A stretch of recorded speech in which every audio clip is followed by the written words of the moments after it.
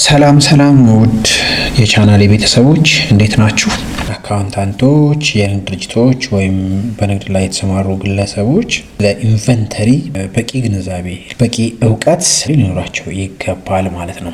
ስለዚህ በሶስት ክላሲፋይ አድርጌ ኢንቨንተሪ ላሳያችሁ ነው ዛሬ ይህንን ቪዲዮ ማዘጋጀት የፈለኩት። የመጀመሪያው ቤዚክ የሆኑ ነገሮችን ስለ ኢንቨንተሪ እንድታውቁ እፈልጋለሁ በመጀመሪያው ርዕስ ማለት ነው። ስለዚህ ስለ ኮስት ኦፍ መርቻንዳይዝ አቬሌብል ፎር ሴል፣ ስለ ኮስት ኦፍ ጉድ ሶልድ እንዲሁም ስለ ኤንዲንግ ኢንቨንተሪ ምንነት ለማብራራት እሞክራለሁ ማለት ነው። ሁለተኛው በኢንቨንተሪ እና በኢንካም መካከል ያለውን ሪሌሽንሺፕ ለማሳየት እሞክራለሁ ማለት ነው። ሶስተኛውና በጣም ወሳኙ ቤዚክ የሆነው ነገር መጨረሻ ላይ የምናየው ኢፌክት ኦፍ ኢንቨንተሪ ኢረር ኦን ፋይናንሻል ስቴትመንትስ፣ በፋይናንሻል ስቴትመንት ውስጥ የኢንቨንተሪ ካውንት ኢረር በሚኖርበት ጊዜ ምን አይነት ተጽዕኖ ሊያመጣ እንደሚችል በዚህ ቪዲዮ በእርግጠኝነት የምነግራችሁ በቂ ግንዛቤ ታገኛላችሁ ማለት ነው። ስለዚህ ወደ መጀመሪያው ሲሄድ ኮስት ኦፍ መርቻንዳይዝ አቬሌብል ፎር ሴልስ ምንድን ነው የሚለውን ስናይ አንድ ግለሰብ ወይም ድርጅት ለሽያጭ የሚውሉ እቃዎችን ሲገዛ ያ ግዢ ኮስት ኦፍ መርቻንዳይዝ አቬሌብል ፎር ሴል ይባላል።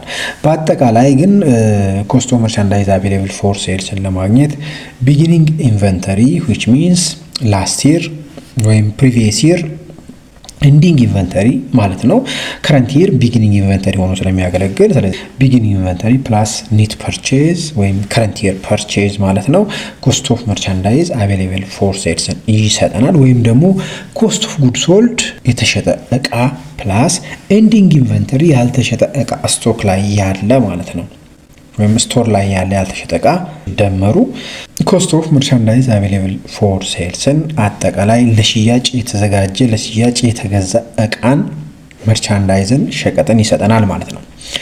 ሁለተኛው እያንዳንዱ ሰው ማወቅ ያለበት ስለ ኮስት ኦፍ ጉድ ሶልድ ነው። ለሽያጭ ከቀረበው እቃ ውስጥ ምን ያክሉ ተሸጠ፣ የተሸጠው እቃ ዋጋ ምን ያክል ነው የሚለው መታወቅ አለበት። ምክንያቱም ከተገዛው እቃ ውስጥ የተሸጠው እቃ የተገዛበት ዋጋ እንደ ወጪ ስለሚያዝ በፋይናንሻል ስቴትመንት ውስጥ ማለት ነው። ስለዚህ ኮስት ኦፍ ጉድ ሶልድ መታወቅ አለበት ማለት ነው። ኮስት ኦፍ ጉድ ሶልድ ለማግኘት ደግሞ ቀደም ሲል እንደገለጽኩላችሁ ኮስት ኦፍ መርቻንዳይዝ አቬሌብል ፎር ሴል ለሽያጭ የተገዛው እቃ ሲቀነስ ኤንዲንግ ኢንቨንተሪ which means ያልተሸጠ እቃ ማለት ነው።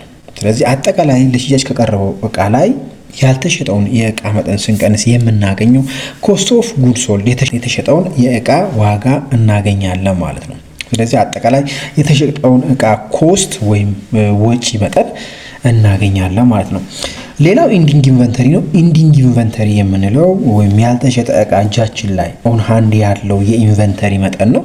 ይህ የኢንቨንተሪ መጠን አጠቃላይ ለሽያጭ ከገዛ ነው ወይም ኮስት ኦፍ መርቻንዳይዝ አቬሌብል ፎር ሴል ከምንለው መጠን ላይ ኮስት ኦፍ ጉድ ሶልድ የተሸጠውን ስንቀንስ ያልተሸጠው መጠን ማለት ነው። ስለዚህ በአጠቃላይ ቤዚክ የሆኑ ነገሮችን ስለ ኢንቨንተሪ ስናይ ኮስት ኦፍ መርቻንዳይዝ አቬሌብል ፎር ሴል ምን እንደሆነ ማወቅ አለብን። ኮስት ኦፍ ጉድ ሶልድ ምን እንደሆነ ማወቅ አለብን። ኤንዲንግ ኢንቨንተሪ ምን እንደሆነ ማወቅ አለብን ማለት ነው። ሁለተኛው ምን አይነት ሪሌሽንሺፕ ነው ያላቸው ኢንቨንተሪ እና በኢንካም መካከል ያለውን ሪሌሽንሺፕ ስናይ ማለት ነው። ኤንዲንግ ኢንቨንተሪ አንደርስቴት ከተደረገ ኮስት ኦፍ መርቻንዳይዝ ኦቨርስቴት ነው የሚያደርገው። ኒት ኢንካም ግን አንደርስቴት ያደርጋል ማለት ሁል ጊዜ ኤንዲንግ ኢንቨንተሪ ማለት እጃችን ላይ የቀረው ያልተሸጠው የእቃ መጠን ነው፣ አጠቃላይ ከገዛ ነው የእቃ መጠን ማለት ነው። ስለዚህ ኤንዲንግ ኢንቨንተሪው አንደርስቴት አደረገ ወይም አነሰ ማለት ኒት ኢንካም at the same time አነሰ ማለት ነው። ምክንያቱም ኮስት ወይም ኮስት ኦፍ መርቻንዳይዝ ሶልድ ስለሚጨምር ማለት ነው። ስለዚህ ሪሌሽንሺፓቸው ኤንዲንግ ኢንቨንተሪ አንደርስቴት፣ ኮስት ኦፍ መርቻንዳይዝ ኦቨርስቴት ያደርጋል፣ ኒት ኢንካም አንደርስቴት ያደርጋል።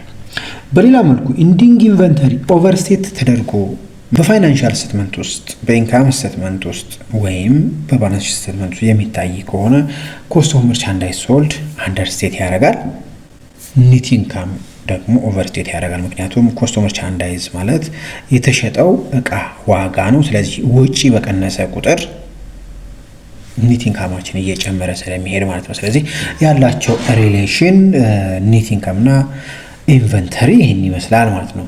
ይህንን ካሳየኋችሁ ወደ ሶስተኛውና ዋናው ጉዳይ ነው የምወስዳችሁ ማለት ነው። ሶስተኛውና ዋናው ስለ ኢንቨንተሪ እንድታውቁ የምፈልገው ነገር ኢንቨንተሪ ኢረር በሚያጋጥም ሰዓት ፋይናንሻል ስቴትመንት ላይ ምን አይነት ኢፌክት ሊያመጣ ይችላል የሚለው ነው በጣም ወሳኙ ነገር። ስለዚህ ኢንቨንተሪ ካውንት ላይ ኢረር ካለ ወይም ኢንቨንተሪ ስንቆጥር ወይም እቃ ቆጠራ በምናደርግበት ጊዜ ኢረር ወይም ስህተት የሚያጋጥም ከሆነ በፋይናንሻል ስቴትመንትስ ማለትም በባላንስ ሺት ስቴትመንት እና በኢንካም ስቴትመንት ላይ የሚያመጣው ቀጥተኛ የሆነ ኔጌቲቭ የሆነ ኢፌክት አለው። አሉታዊ የሆነ ውጤት ያመጣል ማለት ነው። እንዴት ነው አሉታዊ ውጤት የሚያመጣው የሚለውን ግልጽ ለማድረግ ሞክራለሁ ማለት ነው። አንድ ኤግዛምፕል ወስደን እንመልከት። ሰፖዝ ቢጊኒንግ ኢንቨንተሪ ጃንዋሪ 2024 ዶላር 10,000 ኔት ፐርቼዝ ፎር ዘ ይር 2024 113,000 ዶላር ኔት ሴልስ 163,000 ኦፕሬቲንግ ኤክስፐንስ 32,000። ይህንን ጊቭን ወስደን ሶስት አሰምሽኖችን አዘጋጅተናል። በእነዚህ ሶስት አሰምሽኖች መሰረት ኢንዲንግ ኢንቨንተሪ በኔት ኢንካም ላይ የሚኖረውን ኦፖዚት ወይም ኔጌቲቭ ኢምፓክት እንመለከታለን ማለት ነው። አሰምሽኖቹ ሶስት ናቸው። አሰምሽን 1 ኢንዲንግ ኢንቨንተሪ አዝ ኦፍ ዲሴምበር 31 2024 ኢን 20,000 ኮሬክትሊ ስቴትድ ተደርጓል ይላል። አሰምሽን 2 ላይ ደግሞ ኢንዲንግ ኢንቨንተሪ አዝ ኦፍ ዲሴምበር 31 2024 ኢን 13,000 አንደርስቴትድ ባይ 7,000። አሰምሽን 3 ኢንዲንግ ኢንቨንተሪ አዝ ኦፍ ዲሴምበር 31 2024 ኢን 27,000 ዶላር ኦቨርስቴትድ ባይ 7,000። ኮሬክትሊ ስቴትድ የተደረገው 20,000 ሲሆን 7,000 ዶላር አንደርስቴት ተደርጓል በአሰምሽን 2። በአሰምሽን 3 ደግሞ 7,000 ኦቨርስቴት ተደርጓል ማለት ነው። ስለዚህ በዚህ አሰምሽን መሰረት ኢንዲንግ ኢንቨንተሪ በፋይናንሻል ስቴትመንት ውስጥ የሚኖረውን ኦፖዚት ወይም ኔጌቲቭ ኢምፓክት ለማየት እንሞክራለን ማለት ነው። በመጀመሪያ ኮስት ኦፍ ጉድ ሶልድ ፎር ዘ ይር ስንት እንደሆነ ካልኩሌት እናደርጋለን።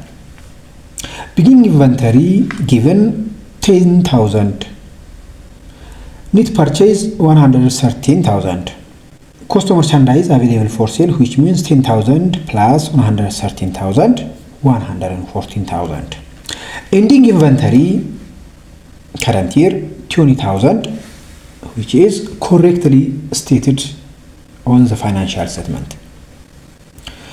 So to prepare income statement for the year we use cost of goods sold 120,000. So በዚህ መሰረት ኢንካም ስቴትመንት ፎር ዘ ይር ኔት ሴልስ 163,000 ማይነስ ኮስት ኦፍ ጉድ ሶልድ 120 ግሮስ ማርጂን ወይም ግሮስ ፕሮፊት 14,000 ማይነስ ኦፕሬቲንግ ኤክስፐንስ 32,000 3,000 ማይነስ 32,000 we get income before income tax 11,000. So correctly stated income before income tax 11,000. so በዚህ መሰረት income before income tax 11,000 ይሆናል ማለት ነው። ኢንዲንግ ኢንቨንተሪ correctly stated ሲሆን የምናገኘው ሪዛልት ነው ማለት ነው። assumption 2 ending inventory understated by 7,000. so we must get cost of goods sold for the year and income statement for the year. so beginning inventory 10,000 net purchase for the year 130,000 cost of goods available for sale which means 10,000 plus 113,000 140,000 minus 13,000 ending inventory cost of goods sold 127,000. so the income statement for the year net sales 163,000 minus cost of goods sold 127,000 gross margin 163,000 minus 127,000 equals 36,000. operating expense 32,000. so 36,000 in assumption 1 income before income tax is 11,000. in assumption 2 ending inventory understated by 7,000 Income before income tax 4,000. There is 7,000 difference. In assumption 3, ending inventory overstated by 7,000.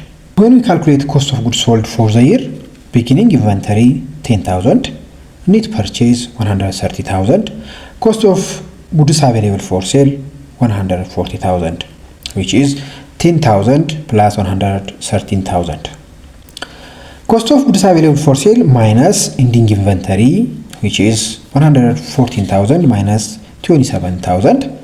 Cost of goods sold results 113,000. Based on this, we prepare income statement for the year. So, net sales 163, cost of goods sold 113, gross margin 163,000 minus 113,000, 15,000, minus operating expense for the year 32,000, income before income tax 15,000 minus 32,000, 18,000. በዚህ መሰረት 18,000 ልዩነት ያመጣል ማለት ነው። ኮሬክትሊ ስቴጅ ስናደርግ 11,000 ወይም 11,000 ነው የነበረው። አንደርስቴት ስናደርገው በ7,000 ደግሞ ኢንዲንግ ኢንቨንተሪያችንን 4,000 ነው ኢንካም ቢፎር ኢንካም ታክሳችን። ኦቨርስቴት ስናደርግ ደግሞ 18,000 ሆነ ማለት ነው። ስለዚህ 11,000 ቢፎር ኢንካም ታክሳችን ትክክለኛው ኮሬክትሊ ኢንዲንግ ኢንቨንተሪ 20,000 ስቴት ስናደርግ የነበረው ውጤት ነው። 7,000 ስንቀነስ ግን ወደ 4,000 ኢንካም ቢፎር ኢንካም ታክስ እንዲቀንስ አድርጎናል።